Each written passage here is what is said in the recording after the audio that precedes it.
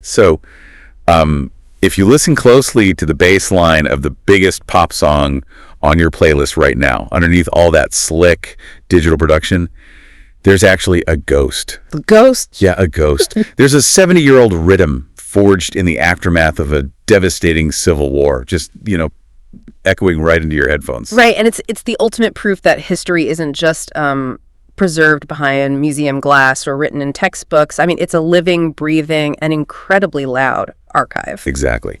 Welcome to today's deep dive. If you've ever found yourself nodding along to a modern Afrobeats track and wondered where that infectious groove actually comes from, well, today we are going to trace its DNA. It's a wild ride. It really is. Yeah. We're mapping the electric journey from the communal acoustic horns of 1950s Highlife music all the way to the massive stadium-filling global phenomenon that is today's Afrobeats. And to do this, we're pulling from the incredibly comprehensive Nigerian Music Digital Archive alongside the deep cultural history preserved by the Music in My Ears project. They've got an amazing collection over there. Oh, it's incredible. They've managed to document everything from lost production credits to the actual street-level socioeconomic conditions that forced this music to mutate, survive, and eventually conquer the globe. Right, so we have to start at the absolute bedrock. Because before the digital studios, before the solo pop stars, there was Highlife. Foundation. Yeah, exactly. This was the undisputed dominant sound of West Africa in the 1950s and 60s. And what's really fascinating in the sources is how it traveled. They trace its origins to coastal Ghana. Moving along the trade routes. Right, moving along trade routes and coastal migrations until it found this explosive second life in the sprawling dance halls of Lagos, Nigeria. And when we talk about Highlife in that era, we're talking about a totally immersive experience. You have to picture these massive communal gatherings. Like not just a quick concert. No. The music wasn't just a 3-minute track you passively consumed on your phone. It was an environment you lived inside for hours. And the reigning kings of the sonic landscape back then were the horns. Oh, massive brass sections. Massive, giant brass sections leading the melody, just moving over these incredibly complex polyrhythmic acoustic percussion sections. And our sources highlight some absolute titans of this era. You have Chief Stephen Osita Osadebe. A legend. Truly. He built these incredibly lush communal grooves that could keep a dance floor moving until sunrise. And then you have the theatrical, larger-than-life expansions of Oliver Ddecogue. Right. His guitar work started pushing the boundaries of what a Highlife band could even do. Yeah. And you cannot discuss this golden era without mentioning Prince Nico Mbarga. The archives show he achieved massive continental success with a sound that felt entirely universal. And the Kenga Superstar Highlife Band of Africa, these artists were dictating the rhythm of everyday life. The horn was the undisputed king. And the music reflected a society that, despite its complexities, was celebrating independence, right? They were looking forward. They were, but then the map is violently redrawn. Highlife is sitting comfortably on the throne, but a massive historical rupture changes everything. The end of the Nigerian Civil War in 1970. Exactly. You have an entire generation of youth who have just spent their formative years surrounded by conflict, profound trauma, and the really chaotic reality of post-war reconstruction. Right, and it's like a massive system crash. That's a great way to put it. I mean, you simply cannot play joyful, communal acoustic horns when your world has just been fractured like that. Just doesn't fit the mood anymore. No. That pre-war sound, as beautiful as it was, it belonged to a world that no longer existed for these young people. They needed an entirely new identity. And a new sonic vocabulary to process their reality. So between 1970 and 1974, the shift detailed in the archive is staggering. It happened so fast. It really does. The youth essentially swap out the acoustic Highlife for raw, amplified sound. We are talking electric guitars plugged into cheap amplifiers. Heavy funk bass lines. Yes. And aggressive, groove-driven rhythms. It is a massive, high-voltage shock to the system. But I have a question here. Did this new generation just reject Highlife entirely, throw it away to play American-style funk? No, they didn't throw it away at all, and that is the absolute genius of this post-war generation. They took the traditional Highlife rhythms, the exact same beats, the exact same syncopated beats their parents danced to, but they weaponized them with electric guitars and distortion pedals. Wow. Yeah, it was traditional roots colliding violently with global soul and funk records that were trickling into the country at the time. The electric guitar wasn't erasing Highlife, it was translating it into a louder, more urgent, and frankly, more rebellious language. Which directly ignites the Afrofunk boom. Yes. So from roughly 1970 to 1977, this localized electrified youth culture just explodes. Yeah. And it wasn't just happening in Lagos, which I found fascinating. Right. The sources point to massive regional hubs. Specifically, the ABBA Afrofunk explosion. Yeah. ABBA becomes this crucial, gritty proving ground for the new sound. ABBA was the epicenter of this raw teenage garage band energy. I mean, you have kids who taught themselves to play on secondhand instruments, creating these incredibly tight, heavy funk bands. And this localized explosion found its ultimate champion in a television producer, right? Osita Osadebe. Yes, Osita Osadebe. He creates a television program called Now Sound, and this isn't just a music show, it's a cultural lifeline. Because he's taking this scrappy, electrified youth culture from the clubs in ABBA and broadcasting it directly into living rooms across a traumatized nation. It was visual proof that Nigerian youth culture was alive and fighting back. The Music in My Ears archive says he produced over 50 recordings for bands during this formative period. He provided a huge platform for groups that they refer to as the forgotten heroes of Nigerian music. Groups like Ofuge. Yes, who were literally high school students at the time. It's wild. Their rise to fame was fueled by this unpolished psychedelic funk sound, fuzz pedals, aggressive bass lines, and a swagger that completely captivated the country. Wait, I have to stop you there, though. Let's unpack this for a second. We're talking about Afrofunk, but this is the exact same time period where Fela Anikulapo Kuti is pioneering Afrobeat. And we should clarify for you listening, that is Afrobeat without an S, entirely distinct from today's pop genre. Right. Very important distinction. A lot of people seem to frame Fela's Afrobeat as just Afrofunk with a political message attached. But from the sources, that feels like a massive disservice to his musical architecture. Yeah. Didn't he fundamentally rewire the time signatures and everything? Oh, he absolutely dismantled the structure. Yeah. Framing Afrobeat as just political Afrofunk misses the sheer musical alchemy Fela was doing. Oh, so? Well, Afrofunk, like the bands in ABBA, was primarily about modernizing traditional grooves for the urban dance floor. It was tight, fast, heavily influenced by James Brown.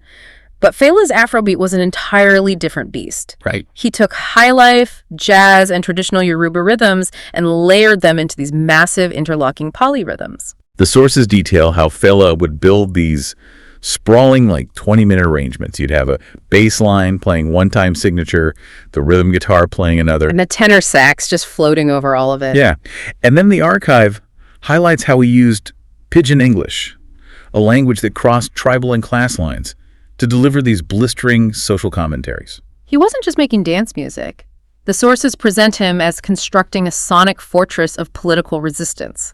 And he used that complex musical architecture to push Nigerian sound onto the global stage in a way that commanded absolute intellectual and cultural respect.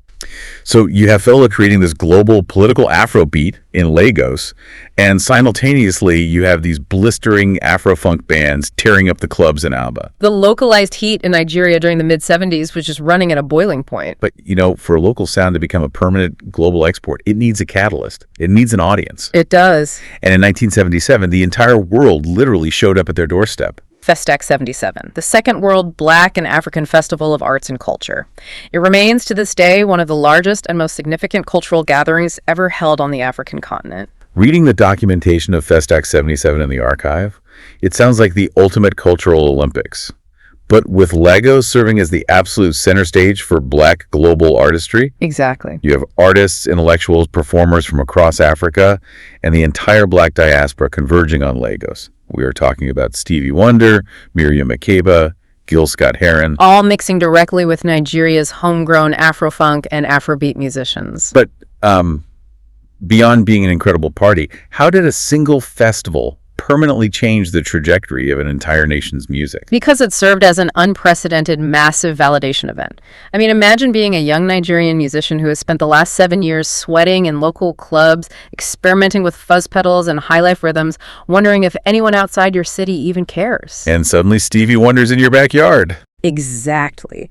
The greatest Black artists on the planet are there, and they're taking notes on your groove. It proved to the world, and crucially to the Nigerian youth, that their localized post-war sound was a world-class global force. Festac 77 was the absolute peak of that communal 1970s creative energy. But of course, every festival ends. The international stars pack up, the massive stages are dismantled, and the local industry has to look around and say, okay, what on earth do we do next? Right. Where do we go from here? And the answer to that question creates the literal bridge to the modern pop music we hear today. Why the sudden shift from these massive communal 70s bands to solo pop stars and reggae artists? Well, the post-Festac era brings a fascinating pivot. As we move into the late 70s and early 80s, the era of the massive 15-piece Afrofunk band starts to wane. And a lot of that comes down to simple economics and rapid shifts in technology. Keeping a 15-piece band fed, housed, and equipped is incredibly expensive. It's nearly impossible to sustain long-term. But suddenly, studio technology offers a workaround. The archive traces this sharp rise in Nigerian pop and disco. The raw garage band fuzz of the 70s is replaced by intense studio polish. We see the emergence of the solo pop star? Yes. Yeah. You have artists like Jide and Chris Okotie, who the sources actually refer to as the Wonder Boy of Nigerian music. Oh, wow. Yeah, and you have Alex O, who completely transformed the landscape by heavily integrating synthesizers and drum machines. And this polish extended across all genres, right? The Music in My Ears project specifically highlights groups like Voice of the Cross. The pioneer gospel singers. Yeah, they adapted this slick, modern disco pop sound for religious music, which just shows how pervasive the shift was. Yeah. But let's talk about the anatomy of that shift for a second. Sure. When you replace a live 15-piece band's percussion section with an 80s drum machine, you fundamentally change the groove. I mean, a live band has a human swing. It pushes and pulls the tempo. A drum machine locks the rhythm to a rigid mathematical grid. It does. How did Nigerian producers keep the soul of the music alive when the technology became so mechanical? That's the brilliant part. By meticulously programming those machines to mimic the traditional polyrhythms, they didn't just use the standard disco beats that came preset on the synthesizers. They didn't just hit the disco button. Right, no. They actually learned how to program the complex Highlife kick drum patterns into the digital grid. It decentralized the music creation process. One brilliant producer with a drum machine and one charismatic solo pop star could create a massive wall of sound that previously required a dozen musicians. And that solo star template evolves again as we roll into the mid-80s and 90s.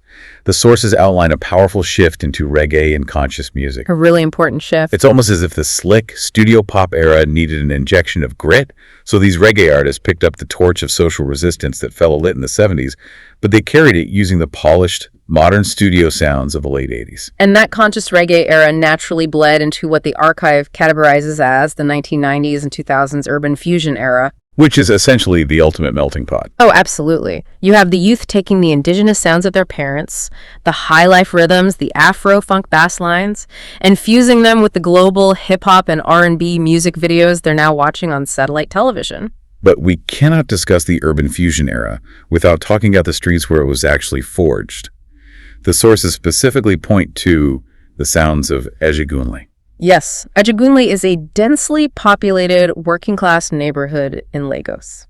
And according to Professor Lincoln, who is featured heavily in the archive, Ajegunle is the true, unfiltered foundation of modern music in Nigeria. Because Ajegunle provided the socioeconomic grit that the music needed to evolve. In a low-income neighborhood, you don't have access to expensive, state-of-the-art recording studios. Right. So what do? You have a producer on a cheap digital keyboard leaping a really gritty beat over which someone is toasting or rapping, much like a Jamaican dancehall artist. But they're doing it in Nigerian pidgin English. The music had to be scrappy, inventive, and just undeniably catchy to survive in that environment. It was pure survival and innovation. It's musical architecture. The foundation is a traditional Highlife kick drum. The scaffolding is 90s hip-hop formatting. And the exterior is this raw, urban street energy. The producers in Ajegunle learned how to seamlessly weave their local rhythmic DNA with global pop structures. And that exact hard-won formula is what finally detonates in the 2010s. Bringing us to the Global Afrobeats era. This is the moment it all comes full circle. The communal groove of acoustic Highlife, the electric high-voltage shock of the 70s Afrofunk bands, the rigid digital polish of the 80s pop stars, and the scrappy rhythmic blending of 90s urban fusion. It all just coalesces into today's explosive, world-conquering genre. And the dominance we're seeing today is staggering. It really is. The archive documents the meteoric rise of artists like Omah Lay achieving worldwide fame. You have Wiz Kid headlining and entirely selling out massive historic international stadiums. And the Music in My Ears project captures the profound emotional weight of this global journey, too. They highlight Eno Williams performing at the Glastonbury Festival. What a moment. When you see a Nigerian artist command one of the most famous stages on earth, or, when you witness an Afrobeats artist hold up a Grammy Award, it is not just a trophy for a single catchy pop song. No, it's so much more than that. It's the culmination of a 70-year lineage of survival and innovation. We're currently living in what the sources called the new wave of Afrobeats. And this is where it gets really interesting for anyone listening. The sources reveal a twist here that I find absolutely incredible. Highlife. That foundational acoustic horn sound we started with in the 1950s. Yeah. It never actually went away. It has just been hiding in plain sight this entire time. It is the literal mathematical DNA of Afrobeats. I mean, if you take a massive club track today, right? Strip away the synthesizers, take off the auto-tune, remove the heavy 808 sub-bass, the underlying syncopation, the specific way the bass interacts with the kick drum is practically identical to what Chief Osadebe was playing in a Lagos dance hall in 1955. That is just wild. So a producer in a high-end studio in London or Atlanta right now is using a rhythmic loop that was essentially perfected by a teenager with a secondhand acoustic guitar in ABBA 70 years ago. And we are seeing a conscious return to it, too. Artists today, like Flavor and the Cavemen, are leading a massive literal Highlife revival. They're bringing it all the way back. They're taking those classic communal horn and guitar sounds, bypassing the heavy digital programming and bringing that organic 1950s energy straight to a modern Gen Z audience. What a phenomenal ride. To trace this out for you listening. We started on the coastal trade routes that brought Highlife to the dance halls of Lagos. We watched a traumatized post-war youth plug in their electric guitars and ignite the gritty ABBA Afrofunk explosion. We felt the global cultural validation of Festac 77. Exactly. We saw drum machines and synthesizers give rise to 80s solo pop stars, which evolved into the street-level urban fusion of Ajigunle, and all of it, every single evolutionary step, built the absolute global dominance of modern Afrobeats. It's a testament to a musical culture that fundamentally refuses to stand still. I mean, every time history presented a roadblock, a war, an economic downturn, a massive shift in technology, the musicians didn't stop. They just mutated the groove to survive the new reality. Which leaves us with a fascinating question to ponder. If this rhythmic DNA survived a civil war by picking up an electric guitar, and it survived the 80s by mastering the digital drum machine, and it conquered the streaming era by fusing with global pop, what does it mutate into next? That's the real question. When the next major technological shift hits, when algorithmic pop and AI-generated music become the norm, what does the 70-year-old sound do? Can a purely digital algorithm ever replicate the soul, the trauma, and the sheer human pulse of a 1970s ABBA garage band? Or will the next generation of Nigerian youth simply hack the algorithm and invent a whole new groove?